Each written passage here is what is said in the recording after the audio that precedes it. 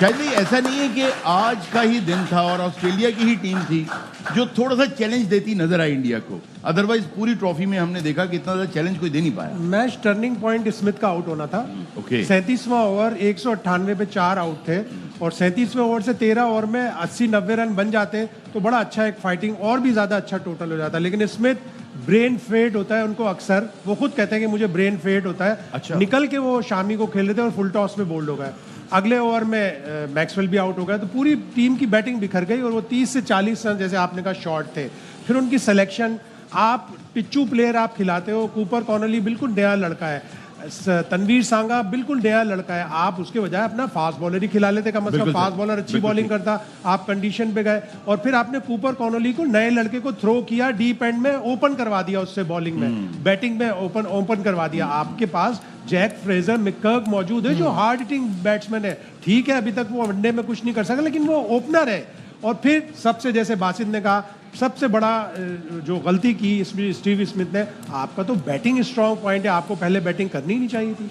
अच्छा नजीब भाई, आपसे मैं ये पूछना चाहूंगा कि आज जैसे हमने देखा कि player of the match Kohli तो हैं ही, एक तो मैं आपसे ये सवाल करना चाहता हूं कि वो प्रेशर में और ज्यादा निखर के आता है, वो लगता है कि यार फॉर्म में नहीं है आजकल, पाकिस्तान के खिलाफ खेला फॉर्म में आ गया, तो ऐसे ही आज भी जब जरूरत थी तो फुल फॉर्म के साथ खेले। एक तो इसका जवाब, और दूसरा ये कि प्लेयर ऑफ द मैच तो हमें पता वो बन गए, आज सबसे बड़ा मैच का मुजरिम कौन था ये भी आप बताएंगे जी। देखिए दो तीन चीजें हैं। एक तो जैसे मेन बातें तो सबने करी ली कि टॉस जीत के इट्स रिडिकुलस, जब आपकी बॉलिंग कमजोर है आप बॉलिंग पे कैसे मैच को छोड़ रहे हैं, आपने कैसे आप चले गए पहले बैटिंग करने, आप वो चीज निकालते और अपनी बैटिंग से, जब आप इस इवेंट में 350 रन चेस कर चुके हैं तो आपने ये कैसे किया।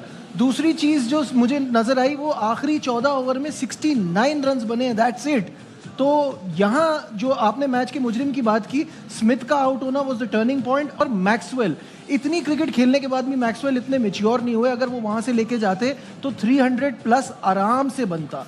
ये 264 भी डिफेंड हो सकता था अगर ऑस्ट्रेलिया की अपनी बॉलिंग होती, अगर यहाँ हेजलवुड होते, कमिंस होते, स्टार्क होते, स्टॉइनिस होते तो ये भी बहुत बड़ा स्कोर था। लेकिन जब आपकी बॉलिंग इतनी कमजोर है, आई थिंक अब एक्सपर्ट्स बताएंगे ये बात कि I think this was the weakest Australian side in any ICC events ever. बिल्कुल, क्योंकि इतनी कमजोर टीम थी ये बॉलिंग में, बॉलिंग की बात कर बॉलर और 2 मैन ऑलराउंडर बॉलिंग में इतना और शाहिद भाई ने जो बात की, मैं एक रात पहले यही समझ रहा था कि फ्रेजर मैकग्रे खेलेंगे। ये कूपर कॉलोनी के 7 हाईएस्ट स्कोर है, 7।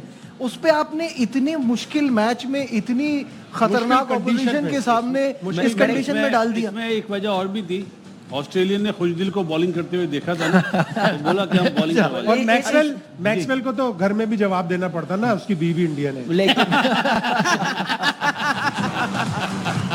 लेकिन नजीब ने जो हरून भाई बात की है ना, इतने टोटल में अगर मिचेल स्टार्क और कमिंग्स होते ना फिर भी बड़ा मुश्किल होना था, रिवर्स स्विंग होनी थी, इतना इजी नहीं होना था। इस जगह पे ये अच्छा खासा स्कोर था, अच्छा खासा था। बॉलिंग होती तो, लेकिन आपकी बातों से ये अंदाजा हो रहा है कप्तानी थोड़ी सी बेहतर होती, फैसले थोड़े से डिफरेंट होते। सिर्फ टॉस का फैसला, टॉस पे अगर सही डिसीजन ले लेते, बैटिंग बॉलिंग कर लेते, पहले बैटिंग पे जिम्मेदारी लेते तो शायद ये डिफरेंट अगेन वो वाली बात कि दोनों ने फील्डिंग बुरी की है, वो गलती की गुंजाइश है उनके पास, आपके पास नहीं है इस कमजोर टीम पे।